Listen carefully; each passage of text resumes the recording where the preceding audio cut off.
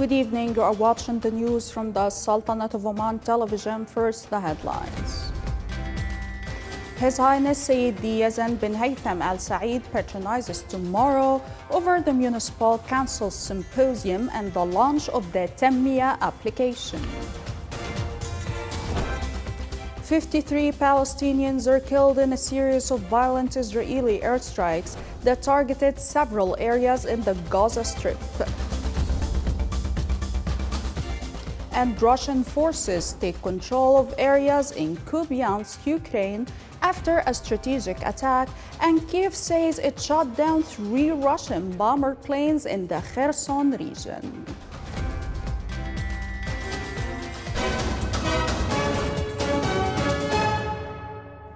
Those were the headlines. Now for the news in detail. His Majesty Sultan Haytham bin Tariq sent a cable of greetings to His Excellency Dr. Mohammed Al-Manfi, Chairman of the Libyan Presidential Council, on his country's independence anniversary. His Highness Sayyid Yazan bin Haytham Al Saeed, Minister of Culture, Sports and Youth, will patronize tomorrow, Sunday, over the launch of the Municipal Council Symposium 2023, organized by the Ministry of Interior, and the launch of the Tammiya application at Al Bustan Palace Hotel in Muscat, in the presence of a number of Their Highnesses, Excellencies, and members of the municipal councils in the governorates. The two-day symposium includes a number of sessions during which a group of work papers will be presented that aim to develop the work of municipal councils through these of specialists in this service aspect, and listening to the visions of council members and their proposals aimed at improving the work. In addition to exchanging opinions and ideas related to the functioning of these councils and their advancement in order to achieve public good and provide the service easily and smoothly. The Tammiya application, which was created by the Ministry of Interior, is the digital interface for municipal councils, a link between Omani society and municipal councils in the governorates, and an enhancement of communication, transparency, and trust between individuals and institutions, which lead to achieving sustainable development and improving municipal work. The Foreign Ministry expressed that the Security Council resolution represents a welcome progress, but doesn't meet the broad international consensus calling for a ceasefire. The Sultanate of Oman stresses the need to ensure the continuous and effective flow of humanitarian aid relief to the entire Gaza Strip. It also renews its call on the Security Council to carry out its responsibilities in implementing all its resolutions related to the Arab-Israeli conflict in order to achieve a just, comprehensive, and lasting peace based on the two-state solution and ending the illegal Israeli occupation of Arab lands. 53 Palestinians were killed in a series of violent Israeli airstrikes that targeted several areas in the Gaza Strip, bringing the total number of deaths in the Strip to more than 20,000, while the total number of wounded reached 53,320.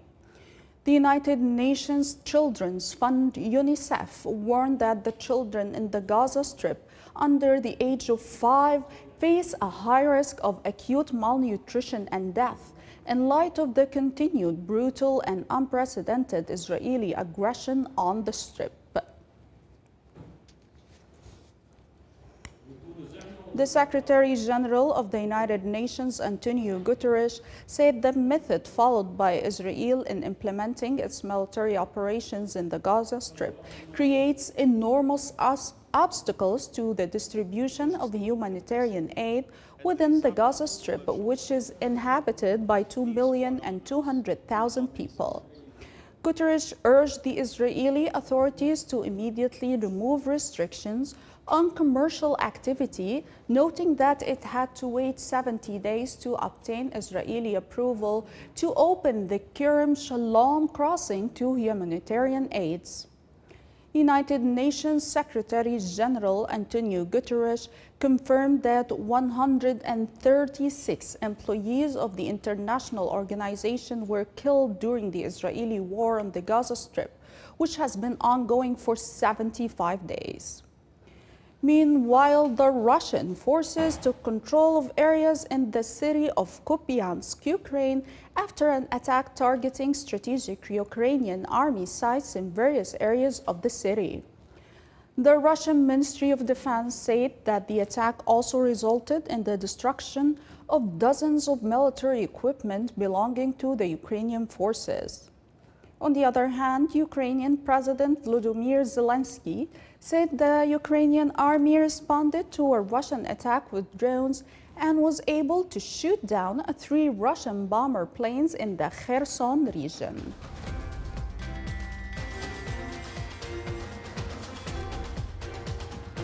Still to come on News Bulletin. A British research ship comes face to face with the world's largest iceberg.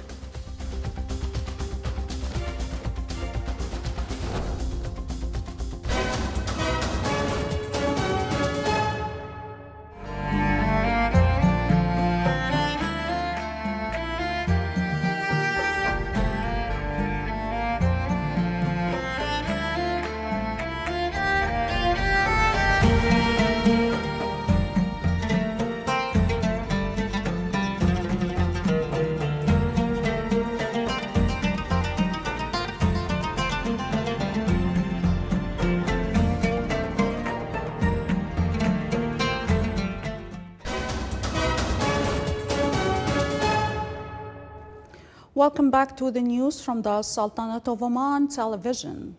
The OQ, the Global Integrated Energy Group, spent more than $974 million on goods and services until the end of the third quarter of this year, of which $753 million and $11,000 were spent on goods and services in contracts and purchases through local companies and institutions, which led to the retention of more than $314 million as in country value.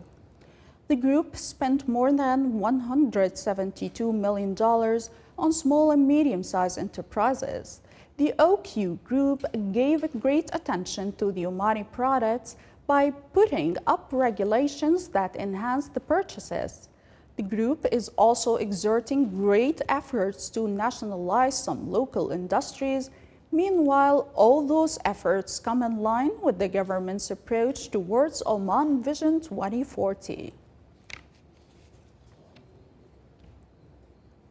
The Muscat Stock Exchange main index closed at 4,561 points, recording a decline by 27 points and 48%. The total value of trading reached 10,400,000 Omani riyals. The report issued by Muscat Stock Exchange pointed out that the market value also declined by 23.8 billion riyals. The financial sector index recorded the highest losses, declining by 84 points, followed by industry sector before 25 points. Sohar Port and the Free Zone signed 3 agreements to develop its comprehensive maritime services, thus contributing to enhancing local added value and growth of the local maritime industry and supporting the national economy. The first agreement included developing ship tank cleaning services in the port by developing a transformational plan in cooperation with the Global Tank Solutions Company.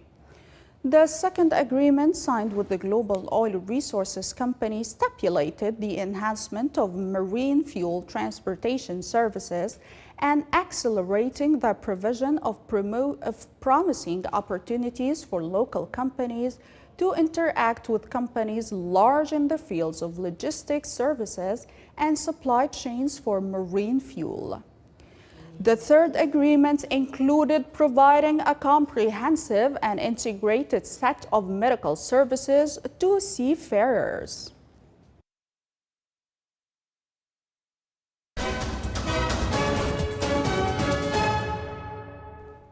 Footage has shown how a British research ship came face to face with the world's largest iceberg after it sailed to the area on its way towards the Weddell Sea on its first scientific cruise. Here's the report.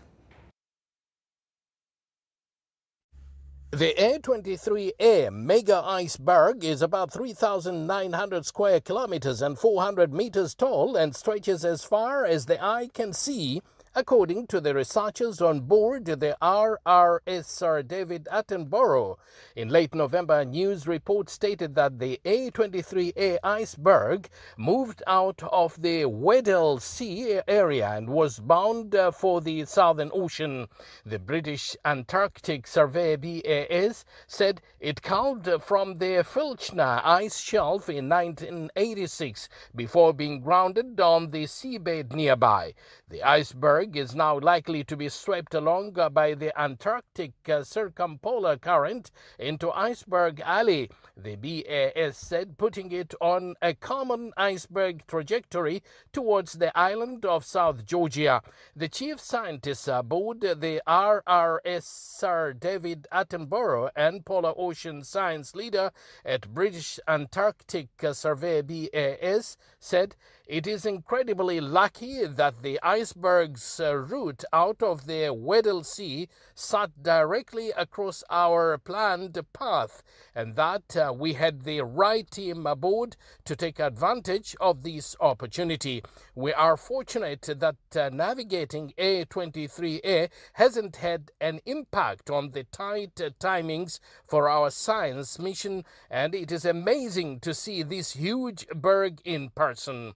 It stretches as far as the eye can see." The RRS Sir David Attenborough set off on its maiden mission on November 20 with the goal of finding out how Antarctic ecosystems and sea ice affect global ocean cycles of carbon and nutrients. It's hoped the results will help scientists to understand how climate change is affecting the Southern Ocean and the organisms that live there, from the tiniest marine plants to penguins and whales, and how these creatures play a role in regulating the world's climate. This is the Sultanate of Oman television. Before we end tonight's news bulletin, here are the main points once again. His Highness Sayyid Diazem bin Haytham Al Saeed patronizes tomorrow over the Municipal Council's symposium and the launch of the Tammiya application. 53 Palestinians are killed in a series of violent Israeli airstrikes that targeted several areas in the Gaza Strip. And Russian forces take control of areas in Kupiansk, Ukraine after a strategic attack, and Kyiv says that it shot down 3 Russian bomber planes in the Kherson region. With that, we come to the end of tonight's news bulletin from all of us here at the newsroom and the studios. Thank you for watching and have a good night.